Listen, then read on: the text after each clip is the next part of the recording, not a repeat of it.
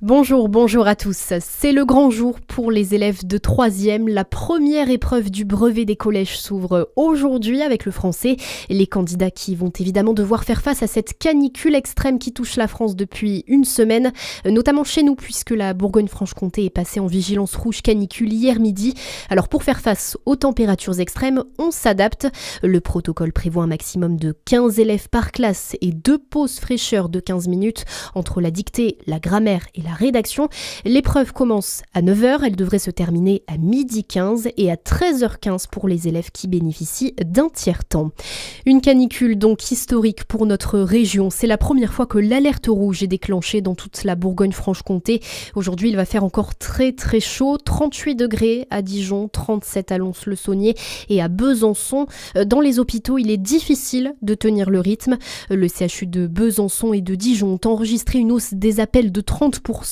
Les demandes principales, des coups de chaud, des déshydratations de personnes âgées, l'aggravation de pathologies cardiaques ou respiratoires. Si à Besançon, le plan blanc n'est pas encore déclenché, l'hôpital redoute une saturation par manque de lits. À Dijon, le CHU a déployé en urgence 3500 ventilateurs, notamment à la maternité où des poches de froid sont utilisées pour protéger les nouveau-nés. La direction assure que la situation reste pour l'instant maîtrisée. Au niveau national, le gouvernement anticipe une augmentation des passages aux urgences alors que l'épisode de canicule se poursuit.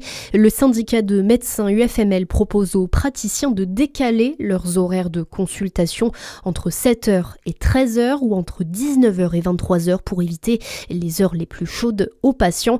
Et dans les hôpitaux, on a tous vu ces images de couverture de survie scotchées aux fenêtres des chambres des patients pour limiter la chaleur. Pour Jérôme Marty, médecin et président du syndicat de l'Union française pour une médecine libre, il faut revoir l'organisation du système de santé. Écoutez. Il faut que maintenant qu'on s'adapte à ces événements et il est inadmissible qu'en 2026, on ait encore des établissements qui soient sous-climatisés, mal conçus. Ça veut dire qu'on n'est pas encore complètement prêt. Alors les équipes font face, elles ont appris à faire face, on a des protocoles d'hydratation. Ça va devenir la règle. On va rester quoi ? On va rester les bras croisés en constatant à chaque fois, comme le capitaine constate, il y a des morts. Si vous avez un service qui est à 35 degrés sans clim, vous allez chercher le directeur, vous l'amenez dans ce service, le directeur il prend ses petits bras, il va acheter des clims. Je veux dire, à un moment, on n'est pas là pour cautionner le fait de faire prendre des risques aux patients. 61 départements sont en vigilance rouge canicule aujourd'hui, mais 11 départements de l'ouest et du sud-ouest sont passés de l'alerte maximale à l'orange. Et puis du foot pour terminer, l'équipe de France joue ce soir son dernier match de phase de groupe de la Coupe du Monde. Les Bleus affrontent la Norvège, c'est à 21h. La météo à suivre sur Fréquence Plus.